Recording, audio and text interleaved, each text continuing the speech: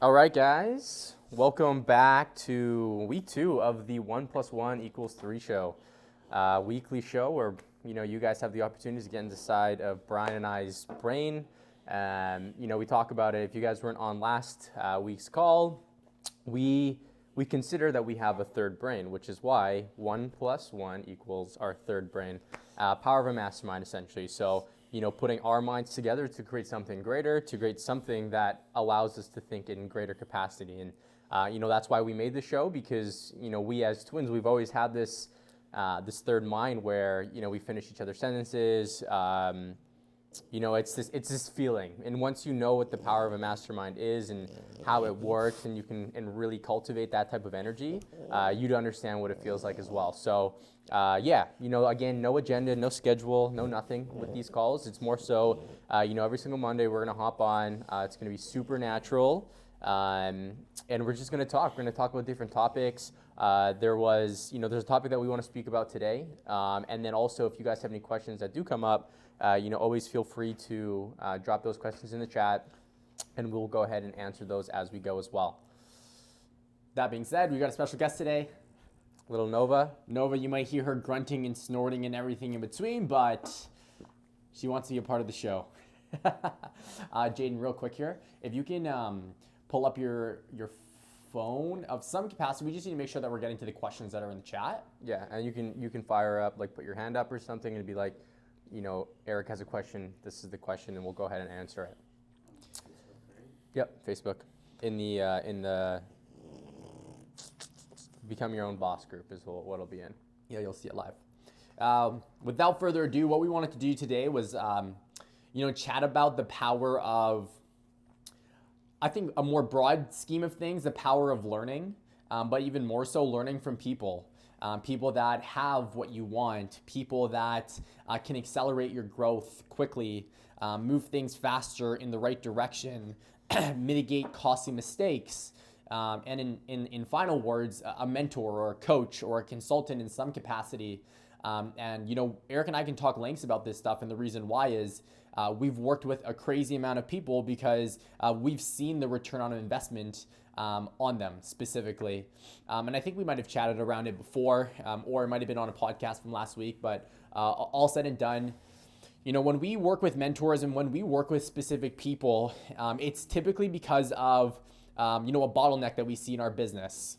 For those people that are just getting into business, it's more so like a dream. They want to achieve something, and they want to make sure that they do it right the first time. And then the last type of people are the people that, don't necessarily think they need mentors, that they can figure everything out on their own. So, I'd love to chat and kind of mastermind around all three of those. Should you feel in any kind of one of those positions, how to kind of move forward in them and just kind of leverage the power of, in a way, a mastermind. When you hire a mentor, when you hire a coach, when you hire a consultant, you're leveraging and tapping into their brain, right? You're tapping into their knowledge. And again, like the goal is to accelerate, to move quickly, to mitigate those costly mistakes and things along those lines. Yeah, absolutely. I think, a lot of people look mentors. There's a few different things that people always like to consider. Obviously, when you work with a mentor, yes, you can find somebody that is willing to do it pro bono. A lot of the times you're hiring that person to be able to learn from them. Just like Brian had mentioned, you hire a mentor with the intention of expediting and learning something at an accelerated rate to mitigate those risks. So, the one barrier that I wanted to chat about first and foremost is, taking that leap of faith of realizing like, hey, I need help in this portion of my business, realizing that, yes, you can go and learn it by yourself. Maybe it takes a month, or you can go and hire somebody that maybe tells you one thing that is able to take you over and solve that issue for you. Obviously, mentors are a longer term thing. They're not something that, or they're not people that are just gonna, hey, tell you one thing and then leave. That is not a mentor, right? That's somebody giving you advice. A mentor is somebody that is there to help you coach or to help coach you through, again, mitigate risk, mitigate those mistakes, mitigate you from spending any additional money that you may have not, or spend money on mistakes that you could have made, but expediting that risk there. So, the one mental block that I always like to talk about when people consider working with us or people consider working with a mentor as a whole, especially if it's the first mentor you've ever hired, is number one, putting that money in and not knowing what that return is going to look like, right?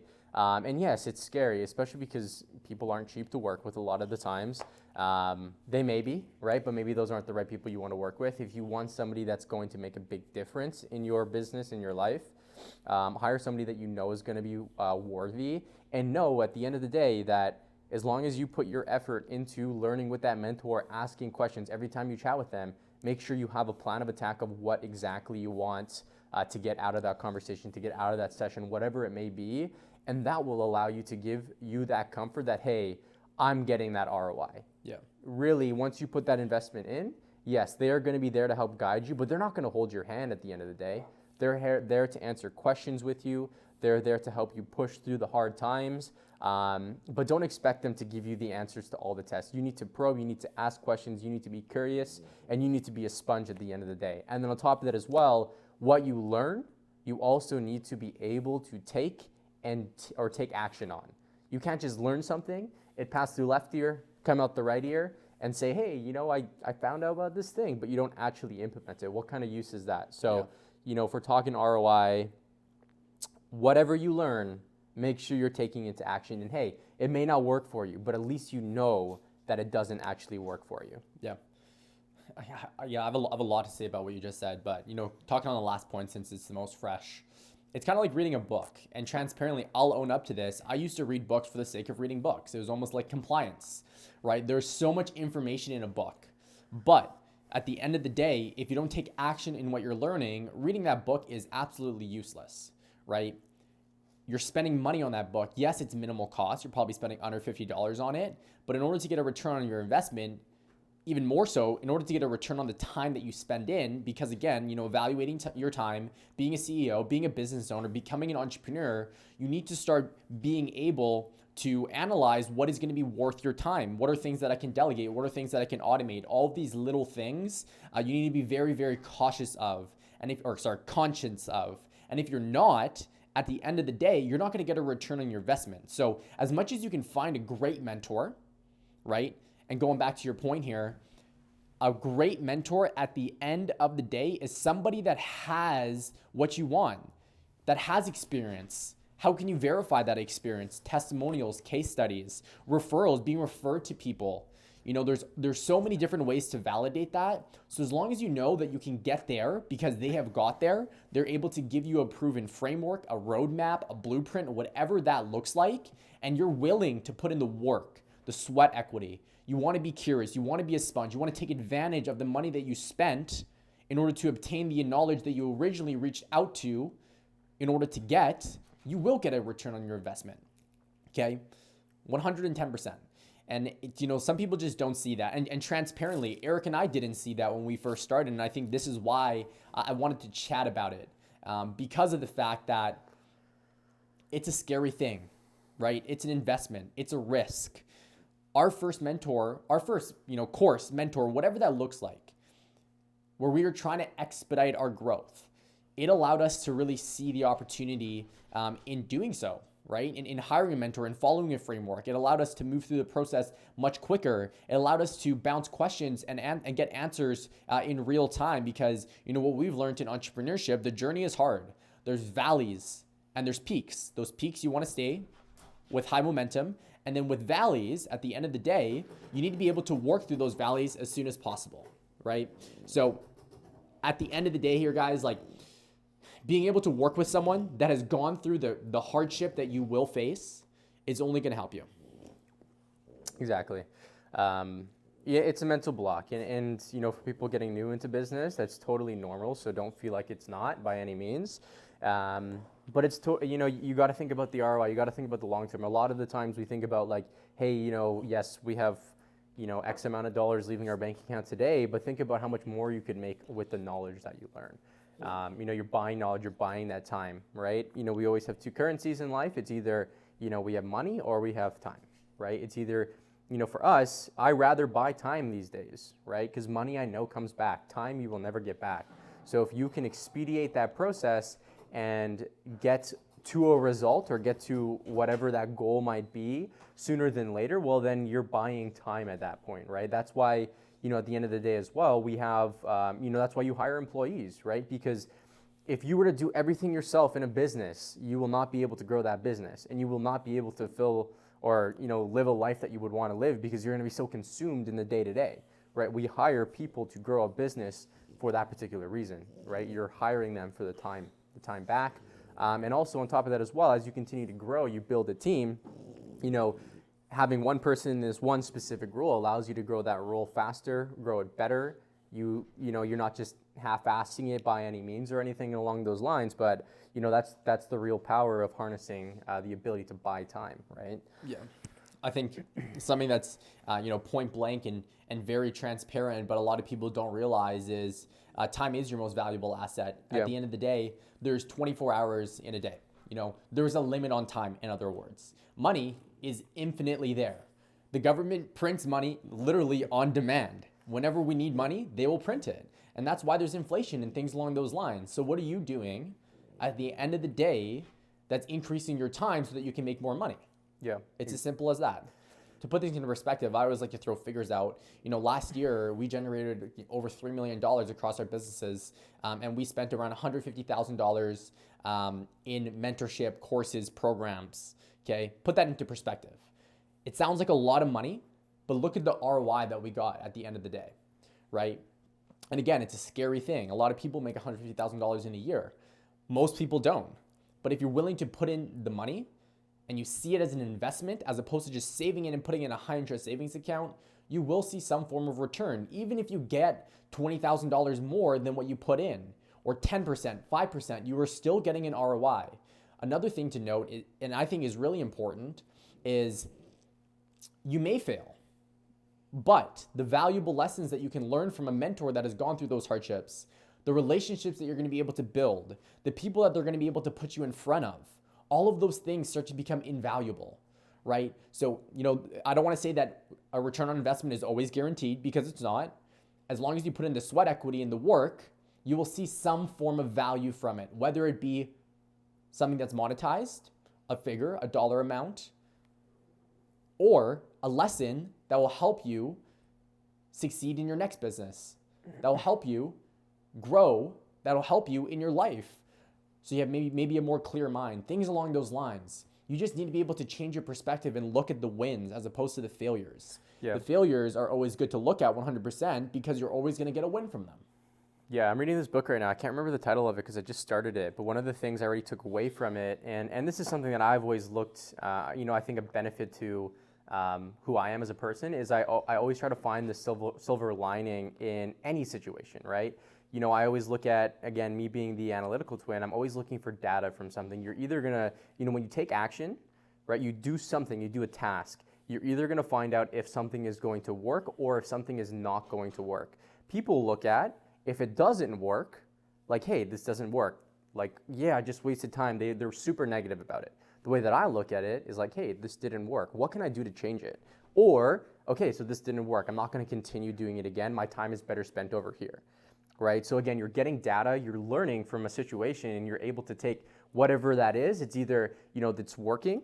What can we do to optimize this to make it better? Let's continue doing that. Or it's not working, right? I'm not going to continue doing that. Or what can I change? Or what part didn't work so that I can make it that much better the next time I try it, right? So there's always a silver lining in situations. The book is around what positive people essentially do, right? So yeah, super interesting. I'll report back more onto it as I continue to go through it, but so far so good.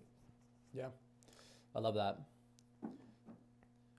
I think the fact that if you can prime your mind, and I think it takes mentors in order to do this because they've learned this, but if you can prime your mind to find a win in any bad scenario, going back to the one of the key components in order to create a mastermind is always having a positive mental attitude. PMA.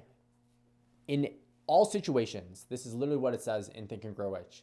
In any situation, regardless of it's good or bad, there's always a good from it. And if you can seek that, and if you can learn that, and you can just keep that in the back of your mind, and by all means, it may take time to be able to do that. If you can always see a win at the end of the day, you are going to be living such a positive life. Just put that into perspective. It's something so small, yep, but it's something so powerful. Yeah, exactly. Negative emotions, they're powerful, right? One thing I also took away from one of our mentors as well is it's okay to feel the way you feel when something doesn't go your way, right? Should you dwell on that for weeks to come? Absolutely not. That will deteriorate your health, your mental health, and everything like that, and your capacity.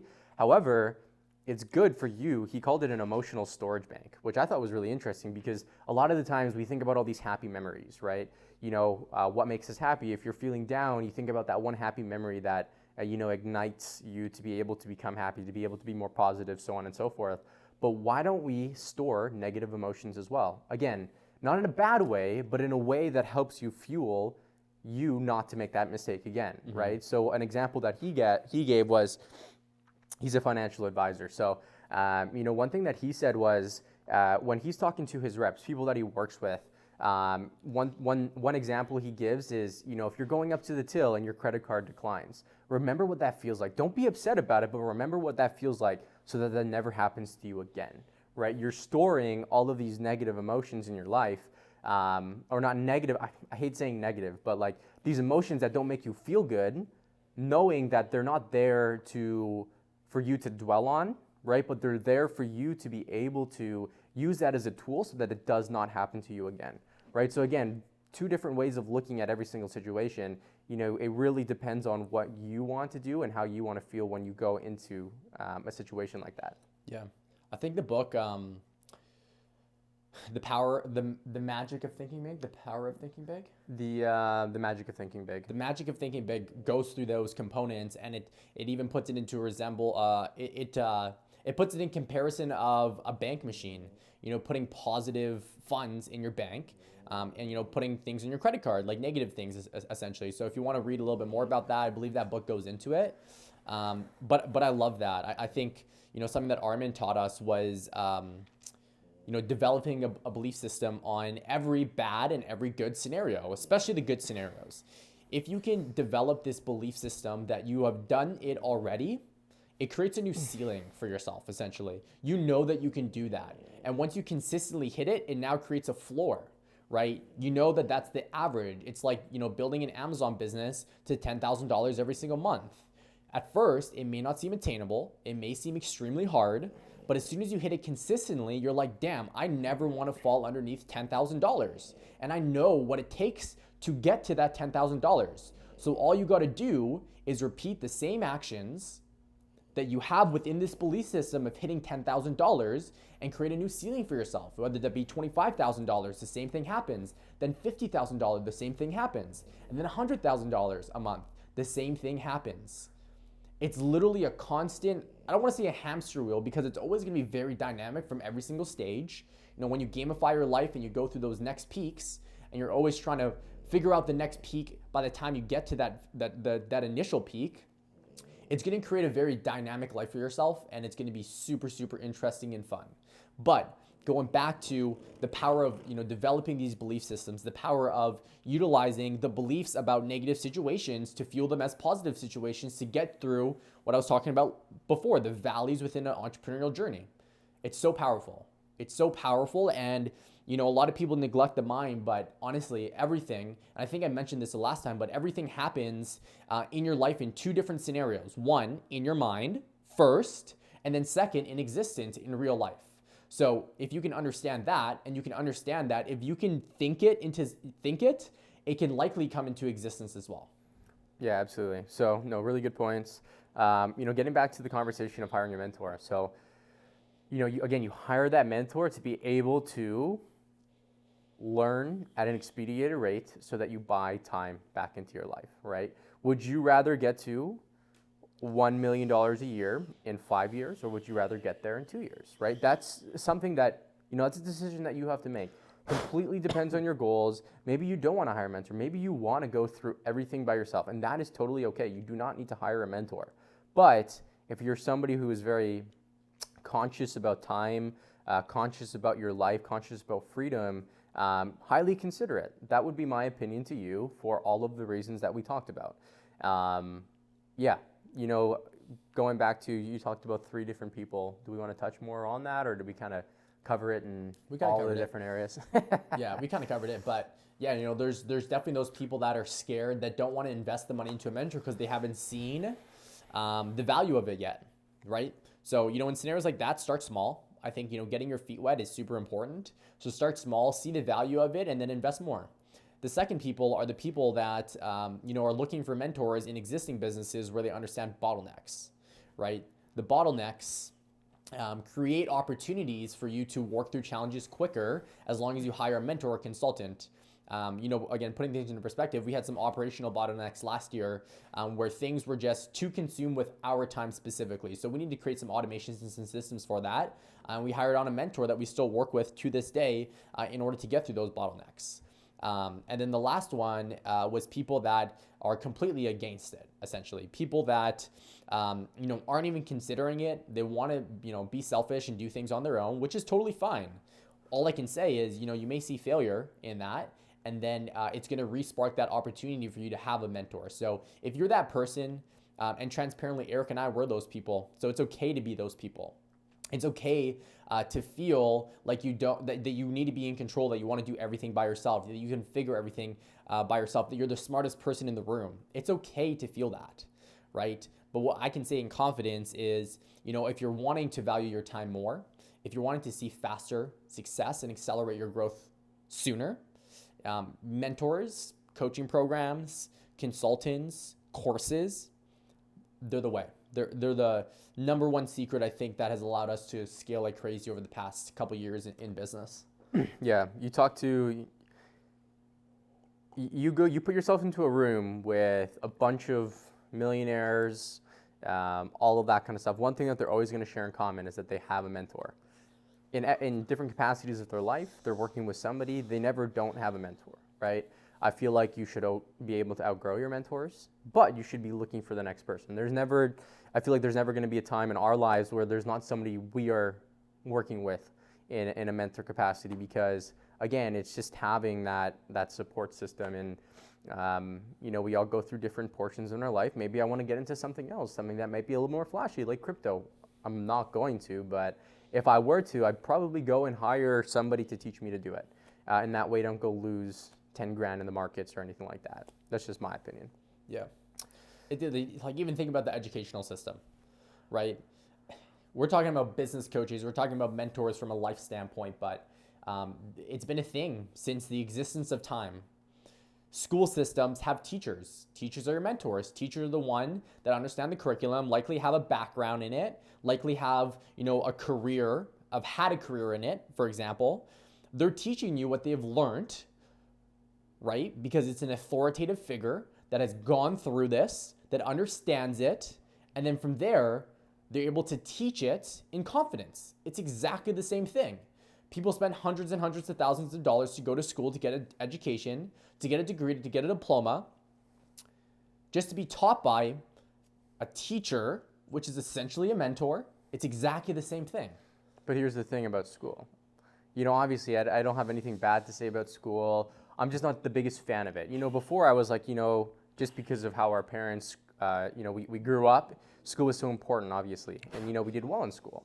However, what you'll quickly learn is in school, especially what we did in business, like a lot of the stuff, yeah, there was portions that we took away from it, but I probably could have read a book and find the answer to what I learned in there. There's not a lot of stuff that I took in terms of the curriculum that was useful to me personally, right? Yes, I got a piece of paper that said I graduated, which is awesome. But at the end of the day, I feel like in real life and with life experience, you're able to accomplish much more, learn much more. If you fail, you're going to learn much more than you doing a whole semester of class at the end of the day. So real life experiences go much further than the curriculum we learn at school. Again, a lot of that stuff was so out of date. I'm like, how are they still teaching this? It just doesn't make sense in my opinion. Mm-hmm. So I think the other point is like, school is in a way great. Mm-hmm. It really depends. Going back to a mentor, it really depends on how much you put into it. So, some learning points that Eric and I really took away from going to post-secondary education was, like Eric said, we didn't necessarily take a lot of the knowledge that we learned from the curriculum, so to speak, but we took advantage of the opportunity that allowed us to, be paired with like-minded individuals, be able to network with people. And all these little things, those are the biggest things that we took. And it put us into that environment where, we had to get uncomfortable in order to grow. We had to get in front of a class in order to speak to people. Those are the things that we really, really took away from school. So, school is not necessarily a bad thing. In fact, we're sponsoring an award at our post-secondary education where we're going to be awarding one lucky person $1,000 scholarship. And that's something because we did take things away from school at the end of the day. We did. There's no doubt about it. But what we can say in confidence is the things that you learn in real life, through life experience, through job experience, through anything along those lines, you will see a lot more return on investment, so to speak. Yeah, absolutely. So we got a question here. Anna wants to know if you guys can recommend a good mentor. Anna, that's a broad question, and what I mean by that is that it depends on what you need a mentor in, right? Do you need it in a specific portion of your life? Maybe it's health, maybe it's somebody in fitness, maybe it's general life. Sure, those are a little bit harder to find in my opinion, depending on where you want to go, but we typically try to get pretty niche in terms of, hey, if I'm learning to learn more about operations, well, I'm going to hire somebody who's an excellent person when it comes to operations, right? If I'm wanting to learn more about sales, then I might hire a consultant to be able to teach me sales or learn more about that. And then obviously you have the mentors who give you general advice on how to approach life, how to do all that kind of stuff as well. There's tons out there. Yes, we can make recommendations. We just would need to know a little bit more about what would you be looking for. Yeah, I think that's super important. So what I would encourage you to do, Anna, is take some time to understand what your biggest bottlenecks are in your life, whether it be business, whether it be again health, whatever that is. Understand what that is, and try to find someone that excels in that space. We love recommendations, referrals, right? And that's a big part of networking. Over the past few years in business, we've been able to network with a lot of people. We're in a lot of groups. We've done a lot of masterminds, all these different things. So we can easily reach out to people and be like, hey, I'm looking for help in this area. Can you make some recommendations to me? For example, we're looking for someone in the digital advertising space, specifically on YouTube. We reached out to a few people within our networks, and we had like 15 interviews over the past couple weeks here, and a few more as well. But all said and done, it's the power of asking that question in the first place, but understanding what you want to ask, right? So just figure that out, and then should you figure that out, feel free to reach out to us, and we can definitely try to recommend you some specific people for that. Cool. All right, guys, this has been a fun episode. Again, every single Monday, trying to keep it under the 30-minute mark just because I know everybody has a good day or a busy week ahead and everything like that. But until next time, we will see you next Monday, 10 a.m. PST. Have a good one, guys.